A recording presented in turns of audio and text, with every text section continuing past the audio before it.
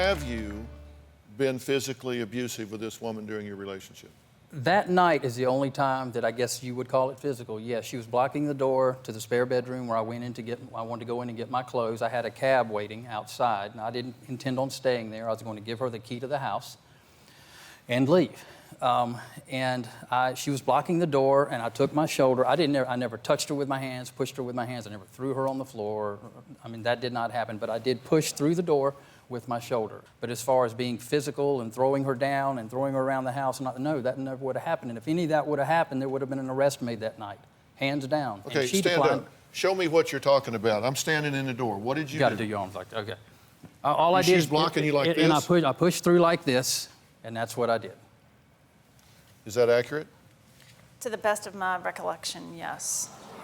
Well, no, wait a minute. No, wait a minute. This was in May of 2008. This has been a year and a half ago. So if any of you want to go through what I went through and then try to remember it exactly verbatim, then please do so. But was that an accurate depiction of what took place? Yes.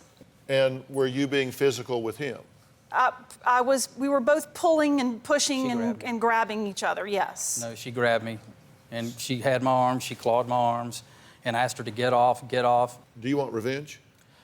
Not physical, or like what was going on earlier with running over with the cars and all that crazy mess. I mean, nothing like that.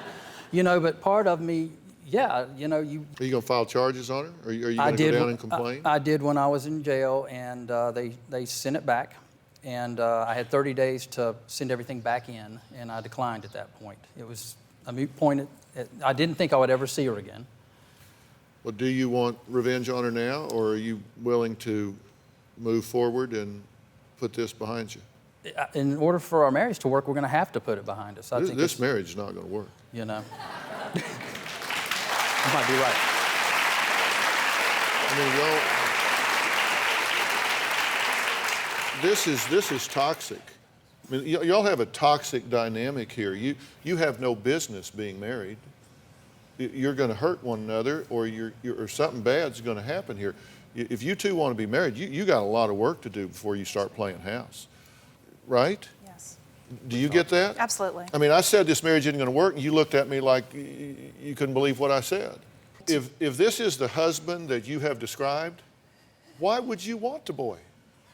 I mean, if he's a drunk and a carouser and a partier and he doesn't commit and he's all of that, for God's sakes, who are you turning down? Seriously.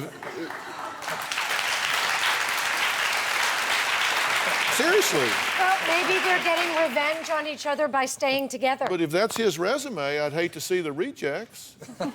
And honestly, you want to be in a relationship? You could go out on Melrose and stop the first car by and have a better relationship at random than what y'all have here. I mean, seriously, you could throw a dart and do better as far as the way you two get together. Both of you could just take a random draw and say, do I want him or I want to throw the dart? All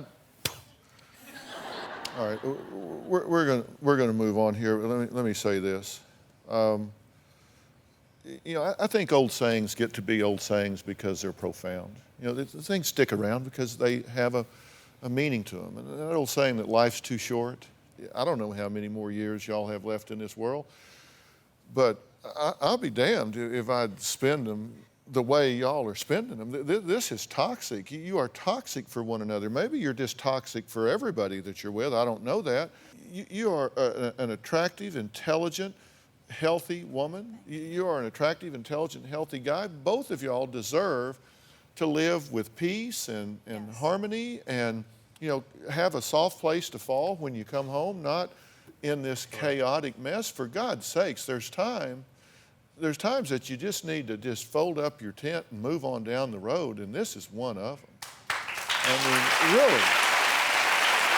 really. Do you have a story or a question for me? Click the link in the description and tell me what in the world is going on.